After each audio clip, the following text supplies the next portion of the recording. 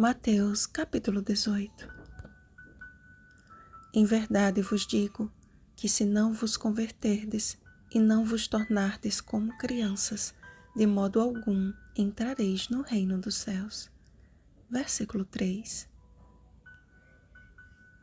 A pergunta que não calava no coração dos discípulos era esta: quem é porventura o maior no reino dos céus? O desejo por assumir um lugar de destaque no reino de Cristo certamente inquietava-os e foi o principal motivo de discussão entre eles durante os 3 anos e meio em que andaram com Jesus, mesmo diante da resposta que deveria ter sido suficiente para encerrar este assunto. Chamando uma criança, Jesus declarou, em outras palavras, a sua primeira fala no Sermão da Montanha. Bem-aventurados os humildes de espírito, porque deles é o reino dos céus. Mateus capítulo 5, versículo 3. Jesus não se referiu à imaturidade de uma criança, mas à humildade em reconhecer que necessita de ajuda, que não consegue andar sozinha. Cristo foi além e despertou seus discípulos à responsabilidade de jamais servirem de pedra de tropeço aos seus pequeninos. Como crianças de Jesus, Ele espera que vivamos em conformidade com os seus ensinos e busquemos a comunhão do Espírito. Como pecadores, não estamos livres de falhar, contudo, Ele nos deixou escrito o caminho por onde devemos andar e espera que estejamos sempre dispostos a dele aprender, com humildade e inteireza de coração. Aquele que nos chamou das trevas para sua maravilhosa luz, 1 Pedro capítulo 2, versículo 9, espera que vivamos de forma digna ao nosso chamado.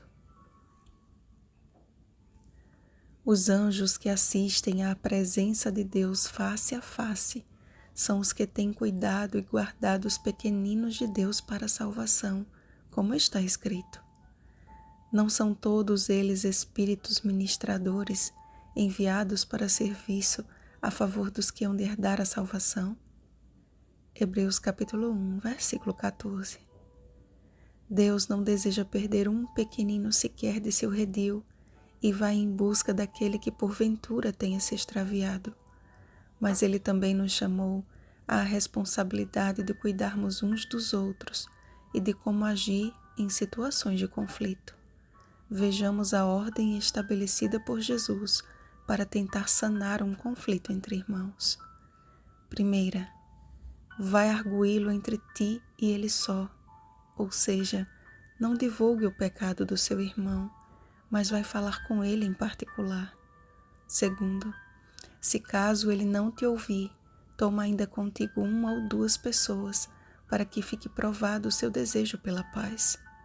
Terceiro, se ele não os atender, dize-o à igreja.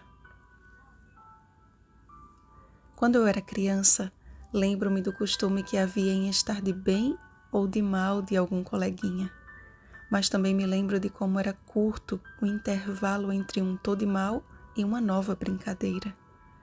As crianças são rápidas para perdoar e resolvem seus atritos com facilidade, enquanto nós, adultos, maduros, estabelecemos uma linha divisória entre nós e aqueles que não perdoamos. O nosso maior problema não é ter que conviver com eles, mas com os maus sentimentos que permitimos tomar conta de nosso coração. Observem que o verso que todos usamos para afirmar que Jesus está no meio de nós está dentro do contexto do perdão, porque onde estiverem 2 ou 3 reunidos em meu nome, ali estou no meio deles. Muitos há que pensam estar reunidos em nome de Jesus, enquanto conservam um coração governado pelo orgulho e pela soberba.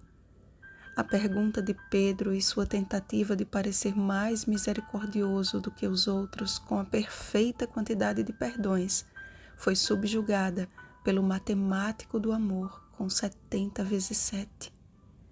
Não há como ser levado a sério como cristão se o amor e o perdão não fizerem parte de nossa vida.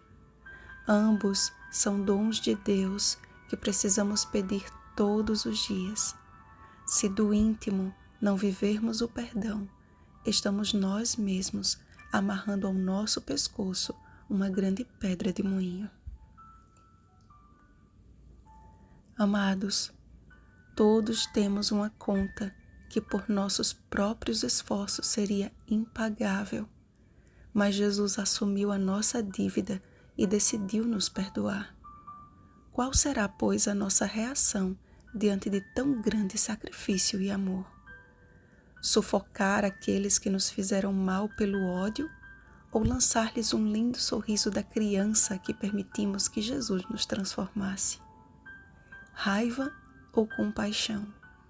Ódio ou amor? A sua reação é o que define para onde você está indo. Lembre-se, aquele que não se tornar como criança jamais entrará no reino dos céus. Vigiemos e oremos. Uma feliz semana, crianças de Jesus. Rosana Garcia Barros.